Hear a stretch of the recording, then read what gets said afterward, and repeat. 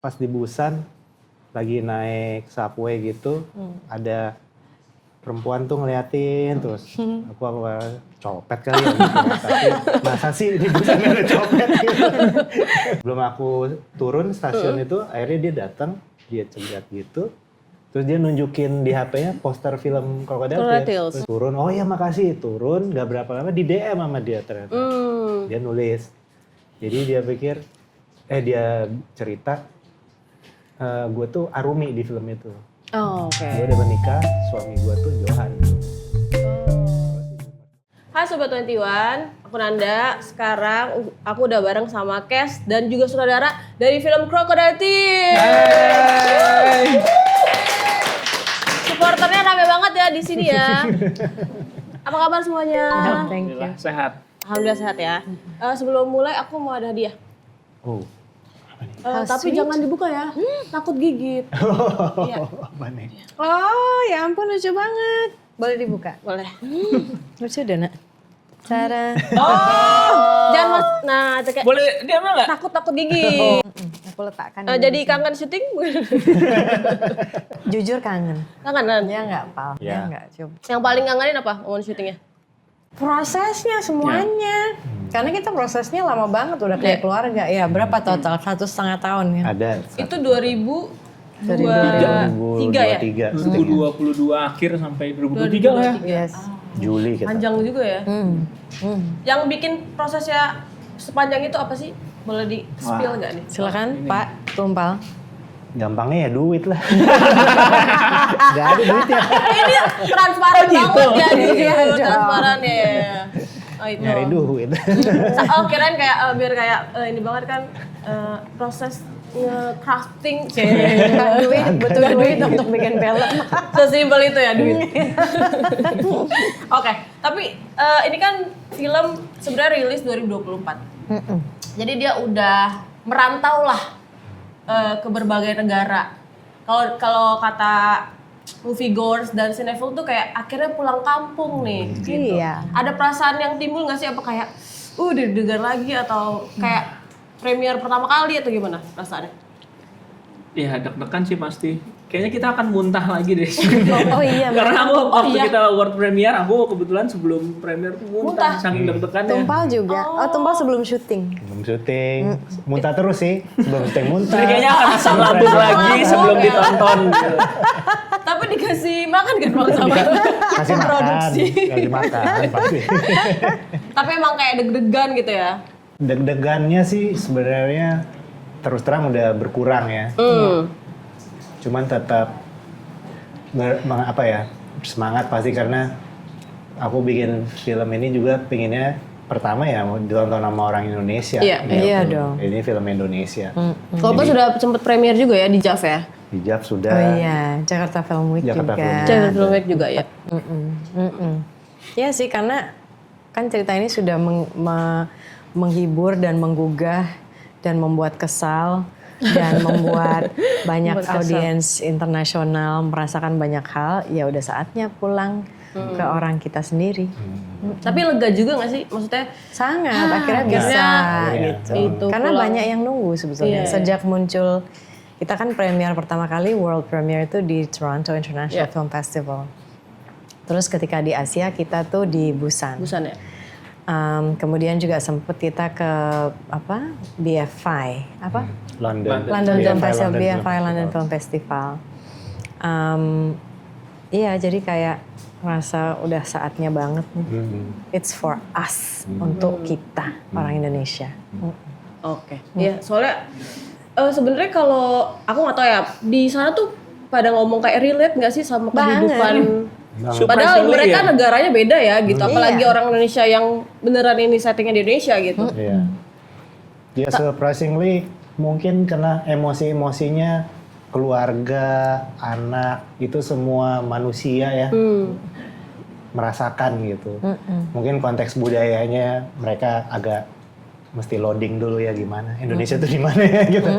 Tapi kan cerita ini beneran hubungan orang tua anak kita sama pasangan kita. Jadi aku pikir itu sih yang membuat orang paham gitu. Semuanya ada yang cerita gue kayak Johan, ada yang gue cerita kayak gue kayak Arumi lagi, terus gue kayak Mama lagi gitu. Jadi menarik banget ya ternyata universal gitu film perasaan-perasaannya kayaknya. Itu orang semua bisa relate gitu.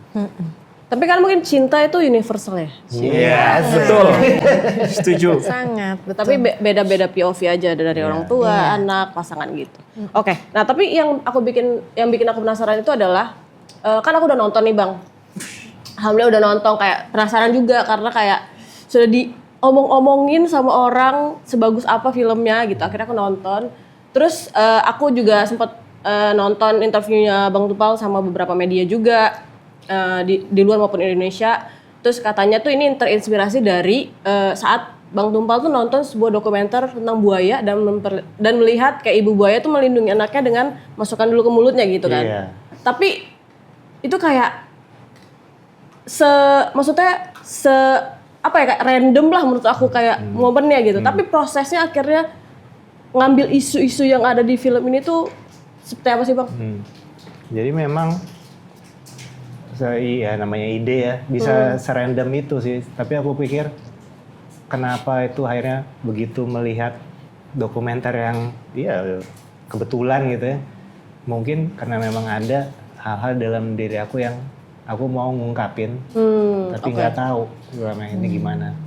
Terus gambar itu, image itu yang jadi kuncinya ngebuka. Oh, ini yang saya rasain. Oh, ini yang pengen saya ungkapin gitu.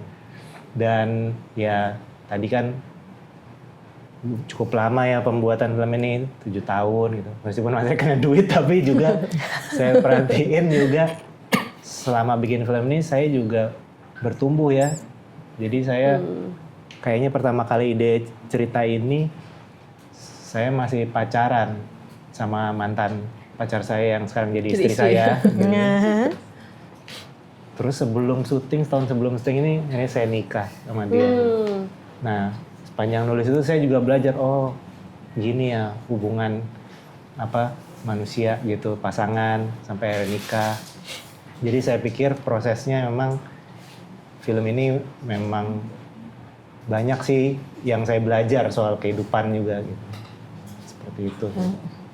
Oke. Tapi kalau Mbak Marissa sama Yusuf sendiri join akhirnya Abang ajak tuh kapan momennya gitu? Setahun sebelum kita syuting ya. Yeah. Prosesnya memang cukup lama, tapi saya juga ngerasa proses itu penting gitu. Jadi kita kenalan dulu, sambil ya baca skrip juga. Banyak sih waktu itu ya. Momen-momen yang saya juga nggak yakin bisa syuting sebenarnya, cuman diem-diem aja gitu. Kayak, gimana Pak? Bisa. Aman banget Aman gitu ya. banget. Nggak terasa udah 6 bulan jadi aman atau enggak nih. Kamu berapa draft akhirnya?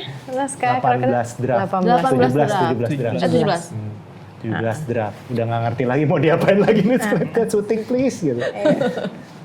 Jadi kayak emang karena proses develop si skrip juga lama, tapi emang karena nunggu akhirnya. Nunggu juga. Tapi akhirnya ada momen-momen kita jadi saling kenal. Kayaknya nggak cuman syuting habis itu udahlah. Jadi itu yang saya juga hargain banget ya, bersyukur banget bisa jadi temenan sama semuanya gitu. Kayak sama krunya gitu. Jadinya itu jadi kayak proses bangun chemistry juga ya sekalian. Benar, ya. Iya. Oke. Tapi kalau pemilihan Mbak Marissa sama Yusuf nih ada alasannya nggak sih Bang? Maksudnya kenapa kira jatuh cinta sama kedua aktor hebat ini? Karena memang mereka paling cocok sih. Saya juga jelasinnya gimana ya. Murah ya? Bisa diajak nih gitu ya? Gara-gara dari awal ngomongin duit ya. Jadinya Budgetnya masuk Pak. Oh budgetnya masuk nih. Masuk. Saya ditawar kayaknya. makanya pendekatan dulu tadi biar bisa ditawar ya. Mereka memang aktor-aktor bagus, bisa meranin karakter-karakter ini dan memang nyambung juga sama saya karena milih pemain tuh juga kadang-kadang juga ini gue kan sama mereka cukup lama nih, jadi gue juga perlu orang-orang yang menyenangkannya sama dia gitu. Itu sih makanya kita nggak bunuh-bunuhan sampai berapa tahun tuh sampai sekarang gitu.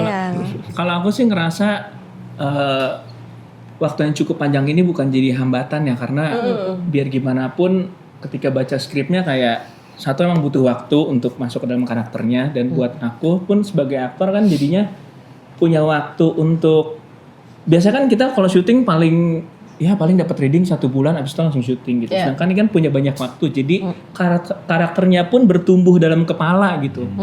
Seiring aku bertambahnya umur gitu, jadi banyak pengalaman baru yang bisa aku tuangin di karakter ini gitu. Jadi ya alhamdulillah bisa dapat waktu sepanjang itu juga gitu. Tapi emang pas aku nonton tuh aku ngerasa kayak terasa natural sih. Maksudnya bukan kayak film gitu, bukan kayak film tapi kayak emang ya udah Hidup aja. Hidup orang kamu taruh kamera gini aja gitu, kanan kiri. Ngikutin hidupnya mereka aja gitu, betul. nggak kayak lagi nonton film gitu. Dan ada aftertaste ya nonton film itu. Maksudnya kayak jadi mikir ya. Iya. Jadi kayak kalau misalnya aku nonton diskusinya Bang Tumpal, Mbak Marisa gitu, Yusuf juga. Kalau ini kan ngomongin cinta kan, tapi aku lebih kayak ini ngomongin mertua dan neraka ya. Iya betul. Kayak refleksi kehidupan. Iya benar, kayak maksudnya ternyata isunya tuh bisa muncul yang lain-lain juga dan akhirnya kayak pas kamu selesai nonton, isu yang muncul di kepalamu apa dan di hatimu? Itu tadi Mertua dan neraka. maksudnya nggak lebih kayak gini. Jadinya ngertiin mertua. Karena maksudnya kayak Gitu ya. mereka mungkin terlihat jahat bagi menantu karena mereka ada perasaan protek gitu, masih ada perasaan itu, dan kita harus memahami juga ada background sesuatu yang mereka sudah alami kan bareng-bareng dia sebagai orang tua dan anak, jadi itu ya sih lebih kayak gitu. Terus kayak enak banget buat diskusi, cuman sayangnya aku nonton sendiri ya kemarin. Jadi kayak ngomong sama siapa ya ini? Kayak gitu. Tapi ada nggak sih pas selama kalian jalan-jalan ke festival-festival yang kayak serandom itu, mereka mungkin kayak kalian juga nggak nyangka mereka nemuin isu atau nemuin hal ini nih? Banyak yang datang ke kamu ya. Aku paling ingat pas di Busan lagi naik subway gitu, ada perempuan tuh ngeliatin terus aku copet kali ya gitu. Tapi masa sih di Busan ada copet gitu. Kalau di Manggarai banyak. Terus udah gitu kan agak-agak nepi gitu kan.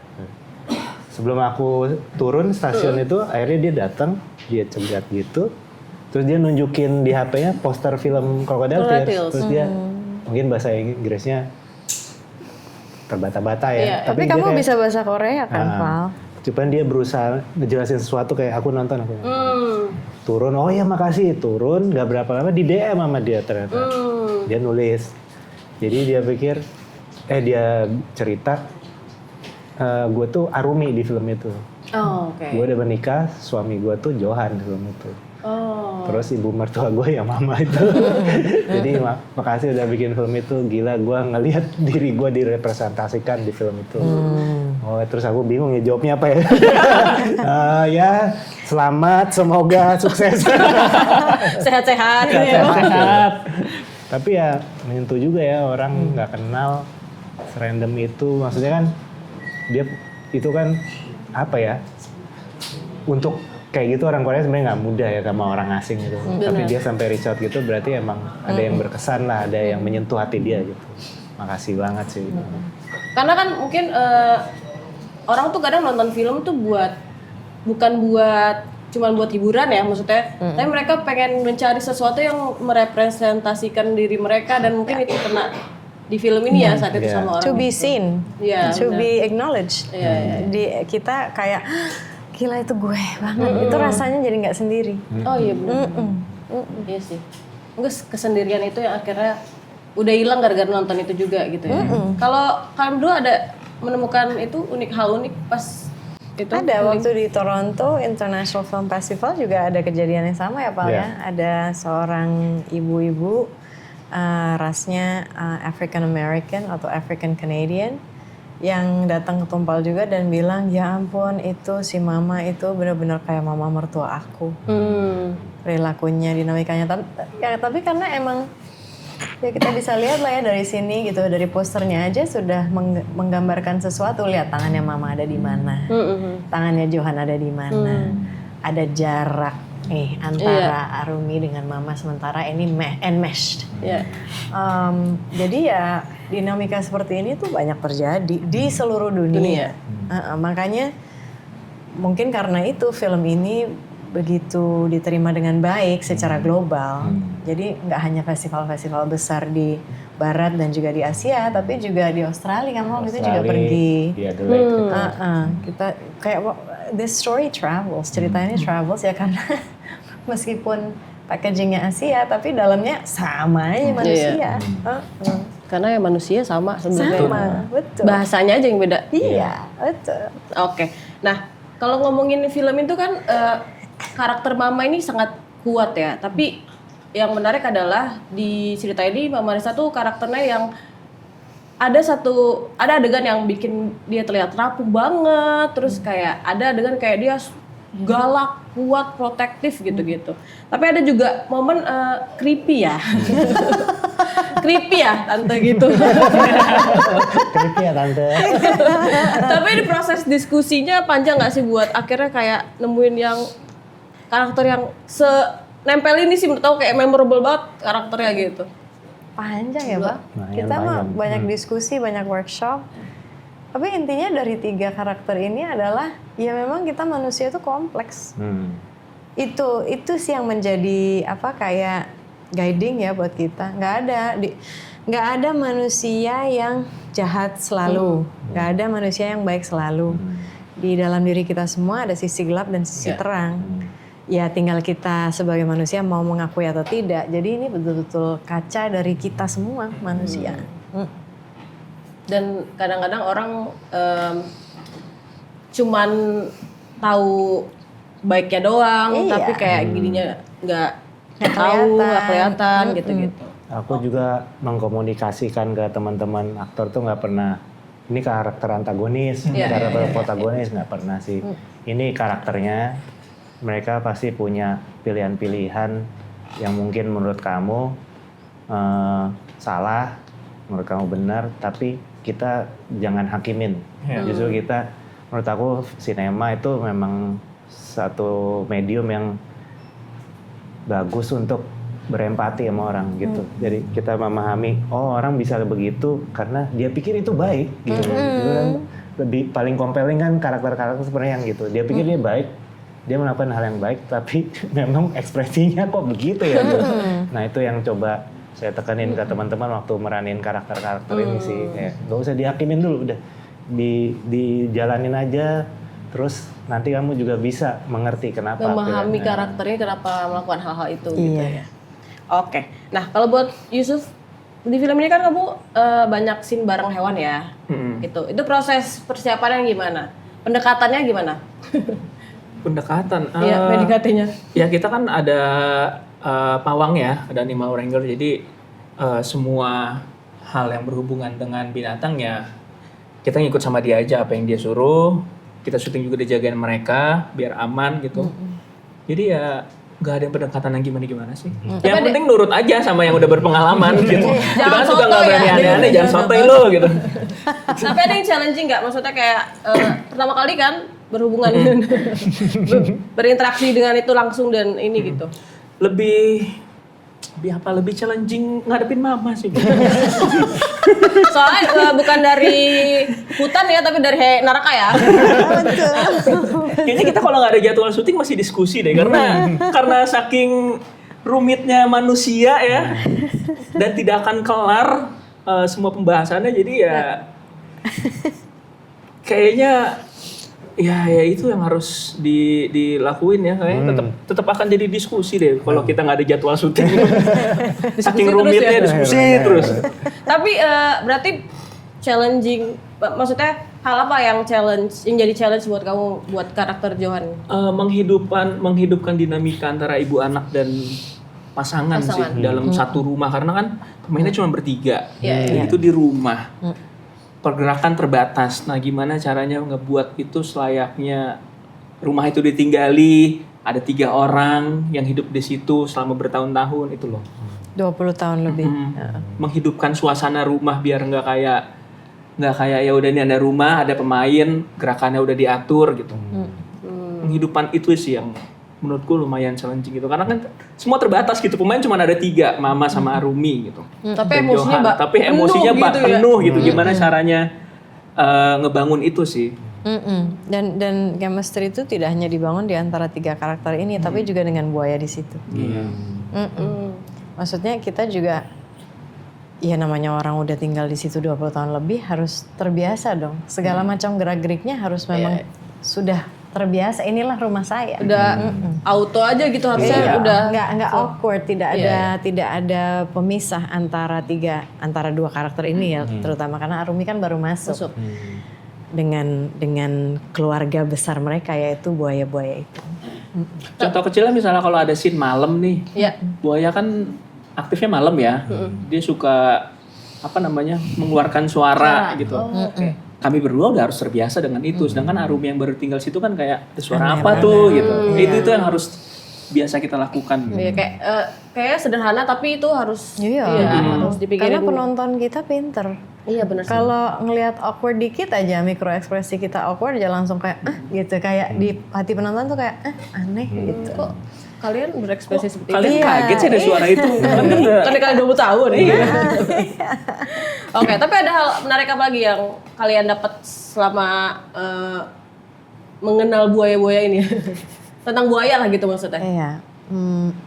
Selama kita syuting di situ perasaannya tenang sekali.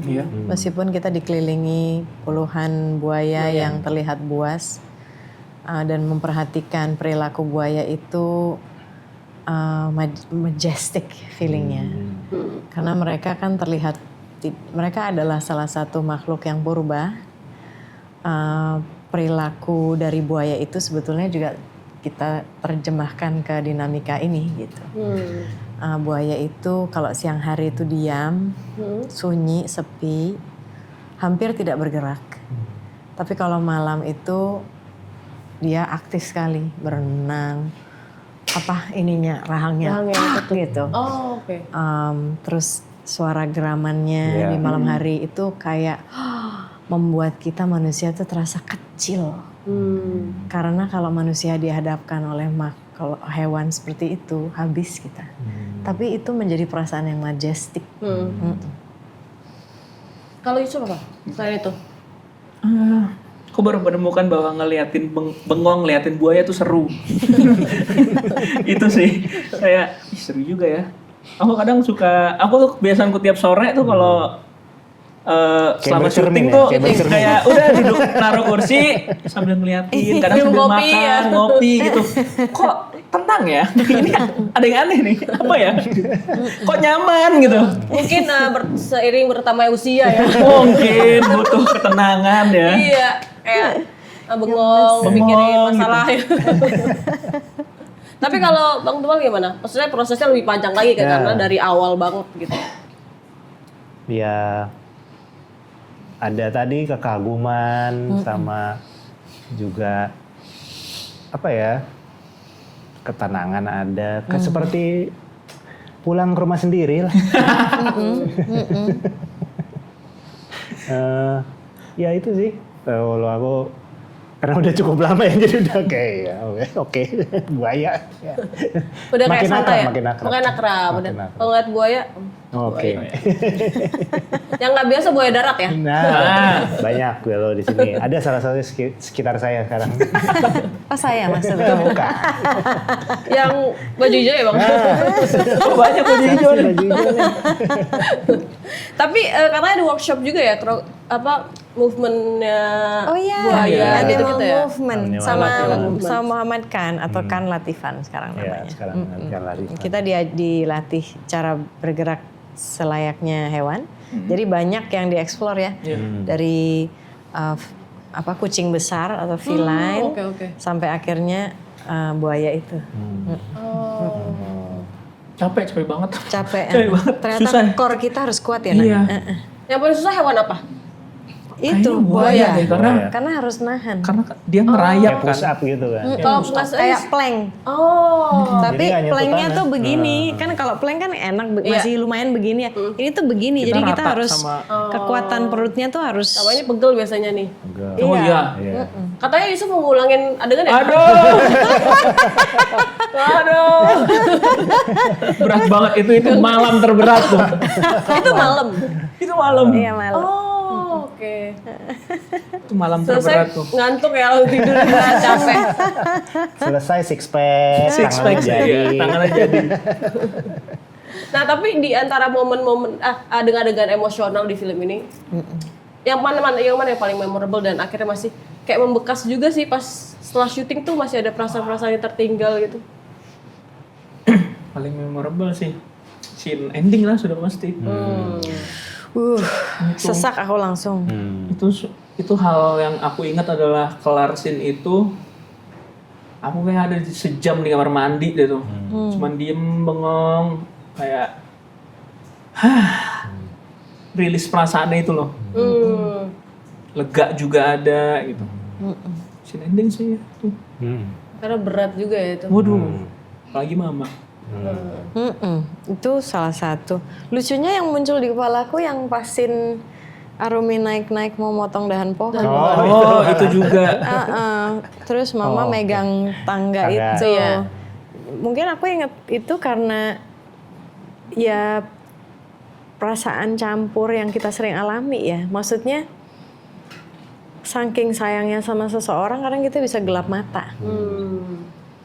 Cemburu yang besar itu bikin kita gelap mata. Jadi mungkin itu salah satu yang berkesan dari aksinya dia yang menunjukkan bahwa gila dia cemburu segitunya sampai dia berpikir mau melakukan itu gitu. Tapi di saat itu rasanya tuh kayak campur aduk antara Iya, kayak itu. oke, aku melakukan tapi Iya, aduh, tapi kayak pas ada ketahuan keraguan gitu. kegap sama anaknya kayak ada malunya di situ kayak aduh aku kegap, damn. Niat jahatku kelihatan sama anakku. Iya, yang sama ini aku lindungi gitu. Oke. Kalau Bang Tumpal apa yang paling menarik saat ngedirect? Adegan yang mana? Kalau dipilih satu, wah banyak banget ya. Cuman mungkin yang mereka bertiga lah pertama kali ketemu gitu. Yang kenalan ya? Yang bertiga pokoknya. Bertiga, Yang di kenalan. gerbang. Iya gitu. Di dalam rumah dinamikanya menarik banget sih buat aku kayak rasain lo gitu. Jadi seru gitu tuh. Tapi Dia habis nontoninnya itu- seru ya di monitor. Tapi habis itu ada ada satu shift gitu. Mama tiba-tiba. Terus kayak nggak tahu aku tergerak lah waktu itu sampai kayak agak basah mata gitu. Oh, berkaca-kaca. Padahal aku udah nulis, udah ngeliat latihannya, cuman emang pas di saat itu diperanin, oh gitu ya rasanya gitu. Itu yang mana sih? Nah, dengan spoiler. Oke. Oke. Nah, tapi terakhir nih. Kalian maksudnya bukan ekspektasi sih, kira-kira kalau nanti pas sudah rilis dan ditonton oleh banyak orang Indonesia gitu, perasaan apa sih yang akan mungkin kayak timbul gitu atau kalian bener-bener nggak tahu mungkin bisa jadi sangat marah gitu sama mama atau Bisa. jadi kayak malah terharu atau sedih gitu. Mana ya? Empati paling ditarik-tarik ya. Empati itu mungkin orang selama ini melihatnya oh empati itu cuma satu warna gitu. Tapi Oke. melihat 3 karakter ini tuh kita bisa berempati dengan berbagai warna dengan interpretasi masing-masing. Ya.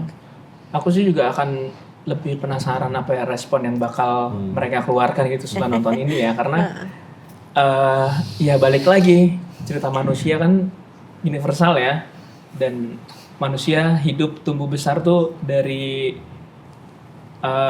banyak lingkungan gitu mempengaruhi dia tumbuh besar jadi setiap orang kayaknya akan dapat hal yang beda-beda gitu. Iya. Rasanya akan beda-beda. Rasanya akan beda-beda gitu. Setelah nonton ini.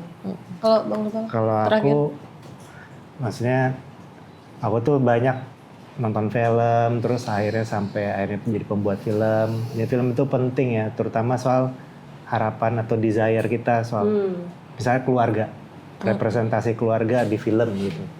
Aku tuh selalu ngeliat, oh di film itu keluarga baik-baik semua, lengkap, bapak ibunya ada, anaknya biasa 2, 3, kayak baik. Dan aku selama nonton bertahun-tahun gitu, kok keluarga aku nggak kayak gitu ya, gitu ya, kok nggak ada ya gitu yang nyeritain soal apa yang aku alamin soal keluarga gitu. Jadi itu sih salah satu drive aku untuk sebenarnya bikin film ini, karena aku merasa pasti di luar sana banyak sih orang yang kayak aku mungkin apa pengalamannya, tapi mereka mungkin nggak pernah ngeliat itu. Jadi aku percaya film ini mudah-mudahan kalau mereka nonton mereka bisa ngerasain, oh gue nggak sendirian gitu, ada kok yang paham gitu. Itu aja sih, dan mudah-mudahan ini nguatin atau membuat mereka semangat atau setidaknya tahu bahwa ada yang mengerti, nggak sendirian gitu. Keluarga yang seperti inilah. Oke, terima kasih Thank you, buat Nanda. waktunya interview hari ini. Boleh diingetin buat nonton Colorites tanggal berapa di Cinema 21? Halo teman-teman semua, jangan lupa nonton film Crocodile Tears. Di bioskop mulai 7 Mei 2026. Tepuk buaya. Buaya. Bagus inisiatif ya. Inisiatif bagus.